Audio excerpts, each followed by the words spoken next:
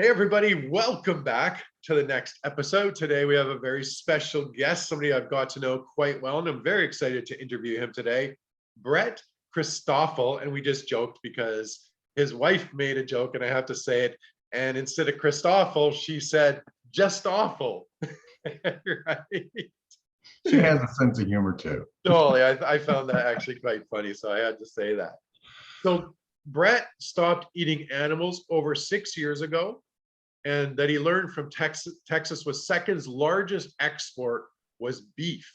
And he's a native Texan. That bothered him because he loves cows just as much as he loves dogs. So he decided to change the fact, and he launched the It's Jerky All, I love that name, by the way, in May of 2018.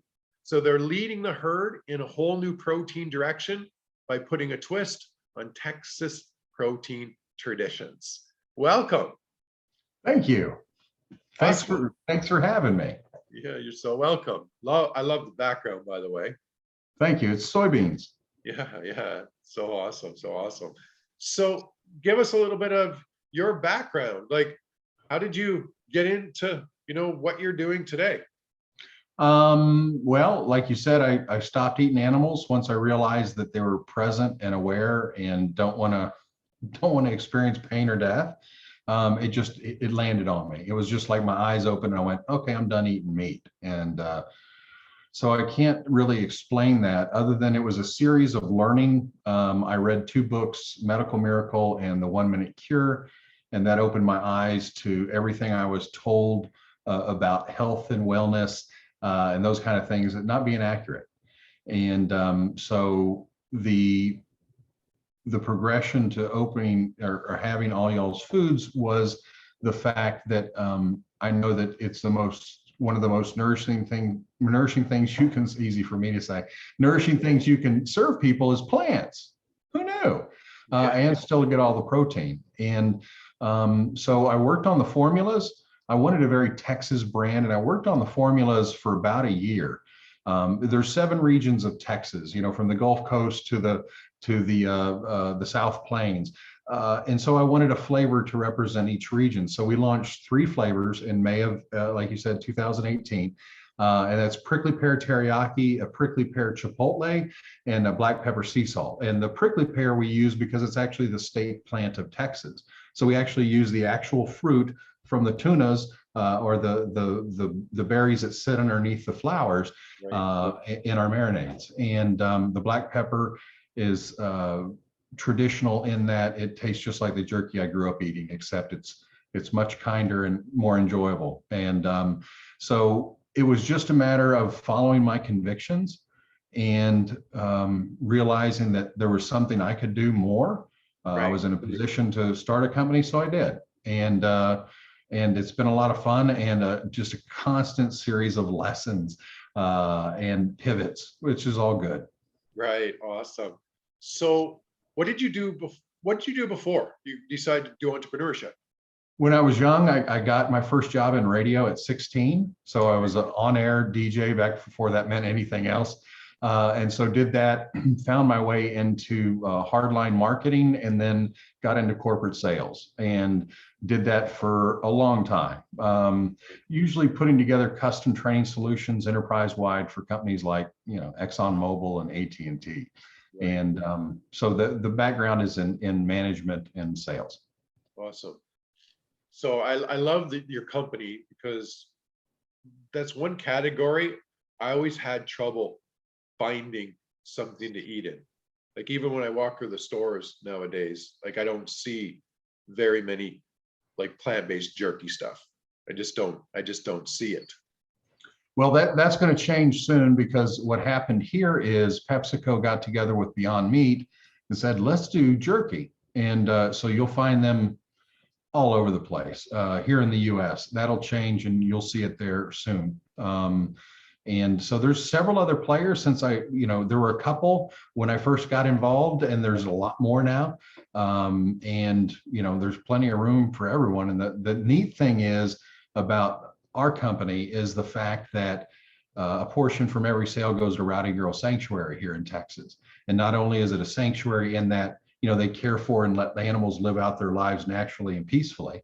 But they have a rancher advocacy program that's empowering ranchers to convert to plant-based agriculture from animal agriculture.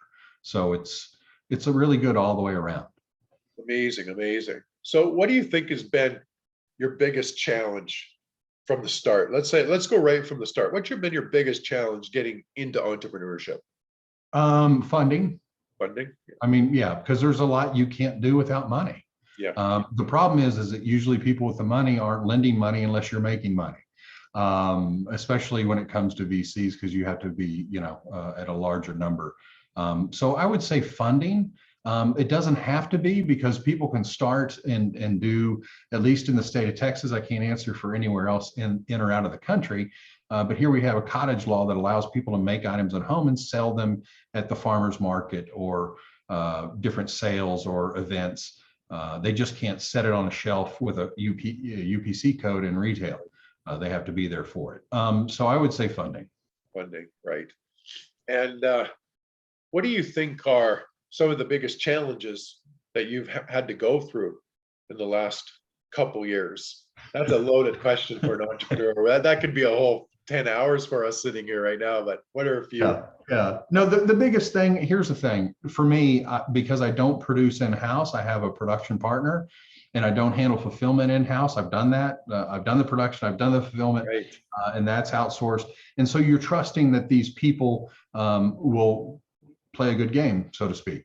And sometimes they don't, and you have to pivot. And what you thought was a loving, great relationship quickly goes south. And you're like, well, wait a minute, what happened? And it doesn't matter. You just look for the next solution. So that would be it. You have to be willing to constantly work at it, and it's okay. No complaints. Right.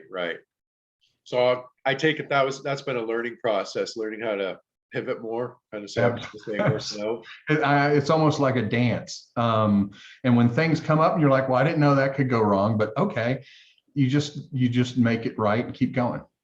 Right. Don't sit on it and think about it. Just what's going to be the solution, and keep going. It's true. What do you think are some of the most important skill sets a person needs in business to succeed?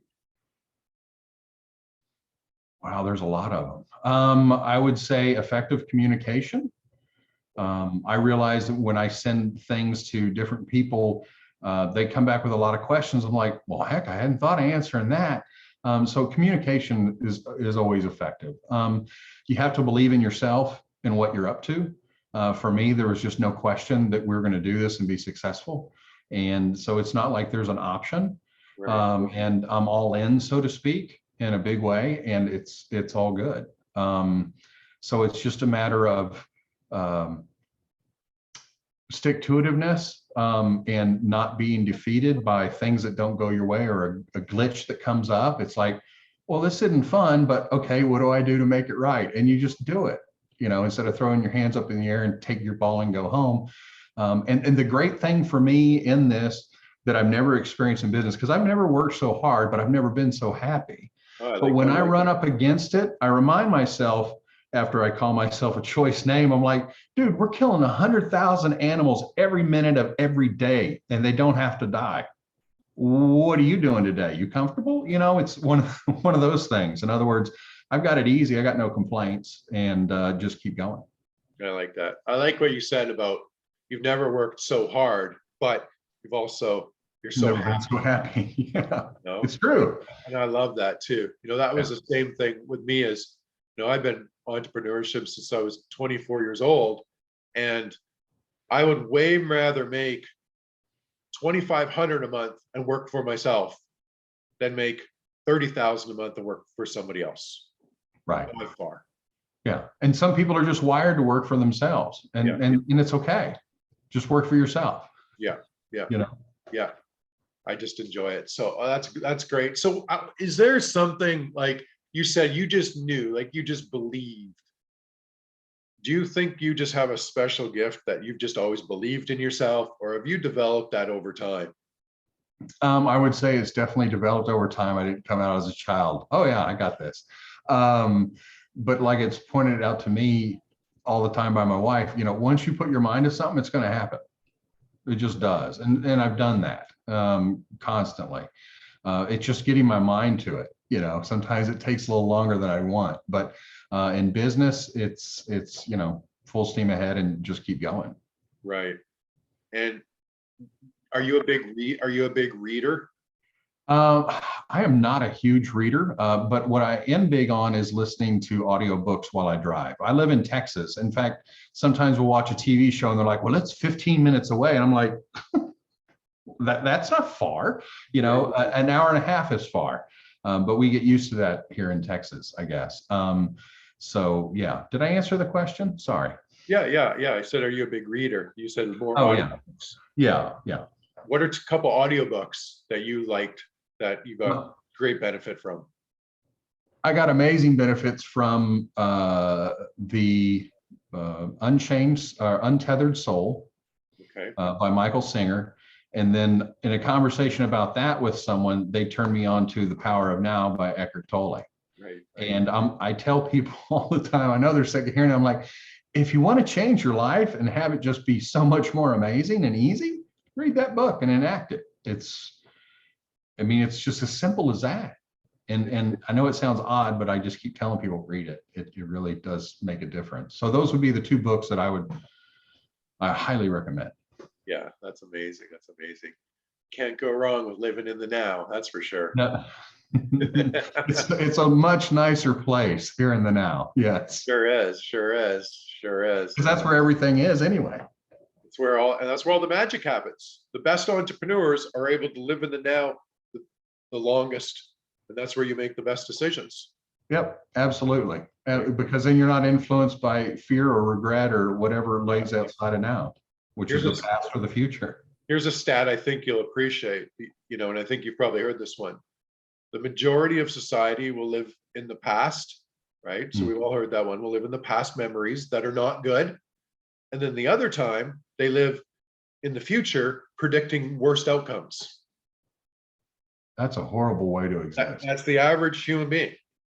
Really? Does that on a consistent basis. It's how the brain works.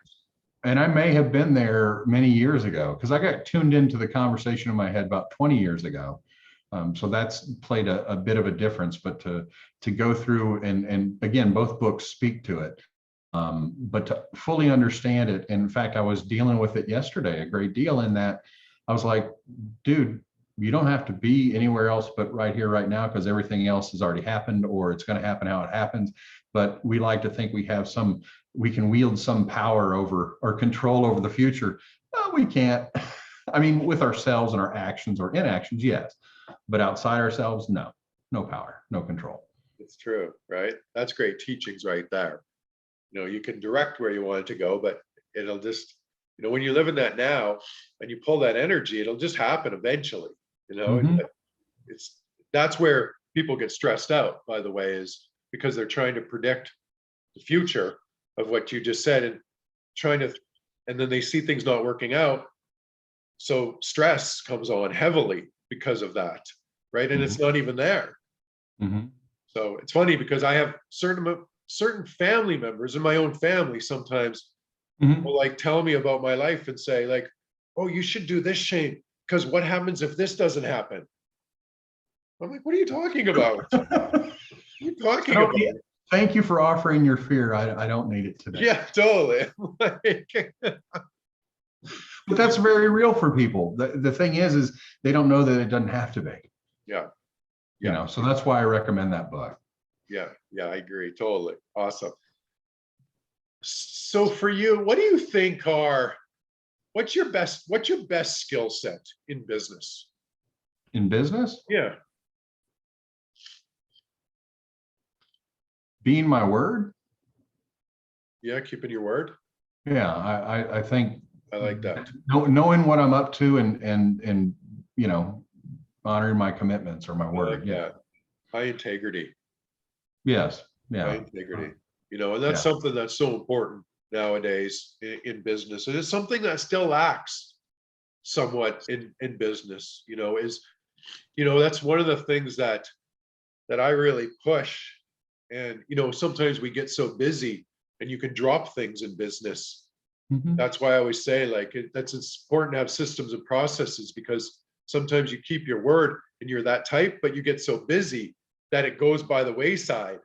Mhm. And that shouldn't happen. That just shouldn't happen in a business if you're operating it properly. Sure. Sure. I mean, mistakes happen, but at the same time, it's like, what's your intention? Yeah, totally.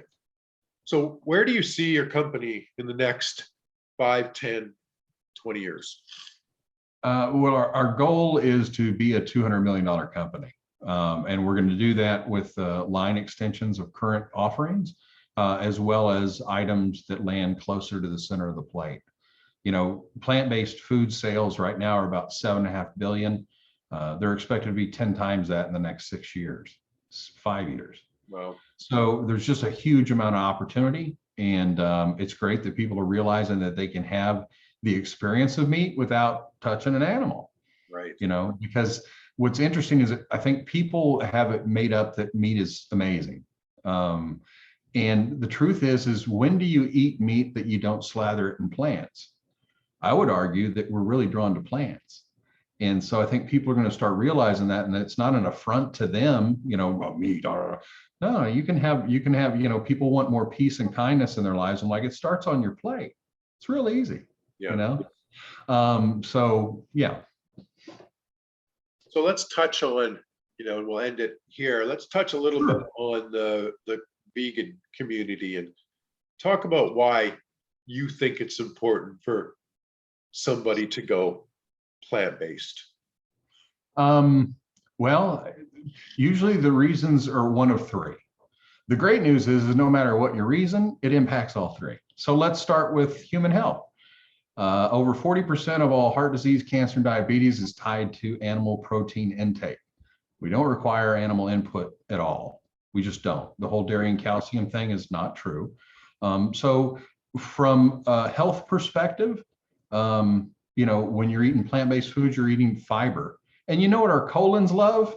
Fiber. Right. And so, you get fiber, phytonutrients, and all these things working for you, whereas meat, you've got all these things working against you. Are there some good things in meat? Yes, because the animal ate plants, but you also get the cholesterol or the carcinogen. So there's that aspect. And then from an animal compassion aspect, it's like, would you harm your dog or cat to eat it? And most people, I think everybody that I would know would say, well, of course not. That's silly. I'm like, well, why is it so different? A pig versus, a lamb or anything, or chicken. They live in horrible conditions. They're barbaric. Actually, barbaric is a kind word. And they're brutal and they kill them. So there's that reason. And then from a planet, sustainability thing, it has to be a part of it. You can't have sustainability without plants as food.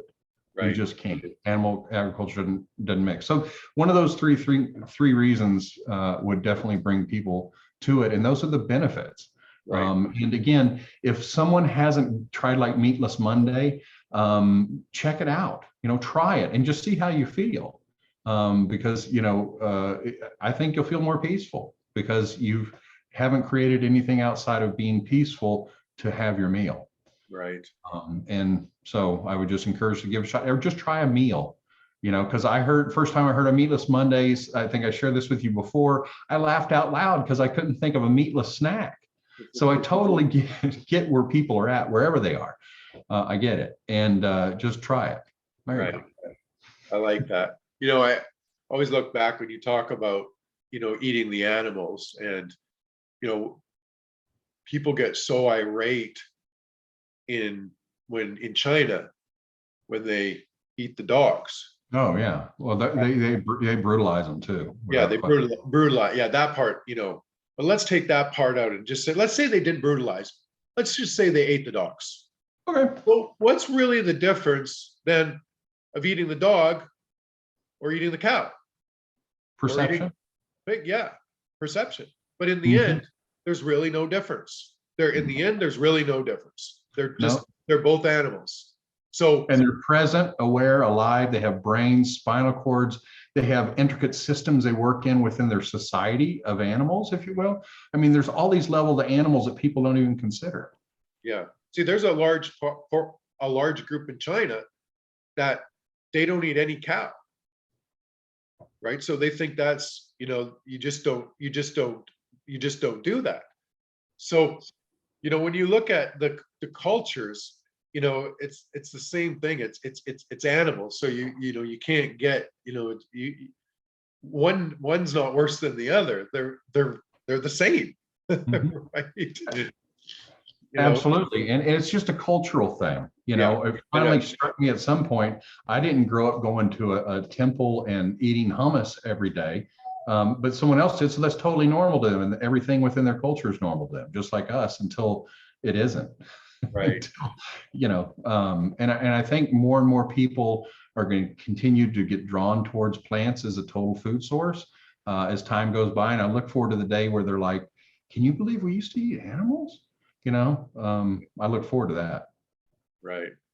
Well, when I started, it was for my energy, and and then it became animals, and it came everything else. But I'll tell you, people close to me will verify 1,000,000% that they're like, I don't understand how he can work like he works. I don't understand how he can get up at like 4 a.m. and operate till 11 p.m. and just like how he does it. I don't, Mhm. and I said, it's just what I put into my body. What the thing too on sleep, everyone says, how much sleep do you need? And I always laugh at the sleep thing because there's so much controversy on that. And I said, think about it. It's not about how much sleep you need. I don't need as much sleep as somebody else, is because I run my body so optimal. So I have Mhm. more energy. So Mhm. somebody else that's, eating bad stuff and their body's sluggish, drinking and doing lots of bad stuff, they're going to need way more time to rest. So Absolutely. it's the person, right? So I can get away with 5.5 hours and still operate at a super high level. Sure. Now, if I started eating, 10 hamburgers a week and drinking a bunch of booze all week, I am never going to be able to run those hours. It's just not going to happen. So, Right. Right. Yeah. Like I was talking with a guy yesterday who had stomach issues for years and would see doctor and different specialists. And finally one goes, hey, why don't you try cutting out dairy and gluten? And so he cut out dairy and he's like, within 30 days, I felt amazing. I'm wow. like, oh, and by the way, that steak dinner that's going to take 6 hours for your body to break down. If you have a plant-based dinner, you're looking at 30 minutes. Yeah. So there's the energy exchange, Yeah. one of the reasons right there. So true. So true. Awesome. So where can they all find you at? Social medias, websites, Yeah. anything like that? Yeah, we're on Instagram as well as Facebook. We're in the process of getting onto TikTok, but we're also on YouTube. It's All Y'all's Foods on all the places, and our website as well. And you can find out where to pick us up at on our website. And spell the name for them so they know it. Allyallsfoods.com, There you ALLYALLSFOODS.com. go. Perfect. Awesome. Well, thank you so much for this. Yeah, you bet. Thank you so much. I appreciate you having me on today. Awesome.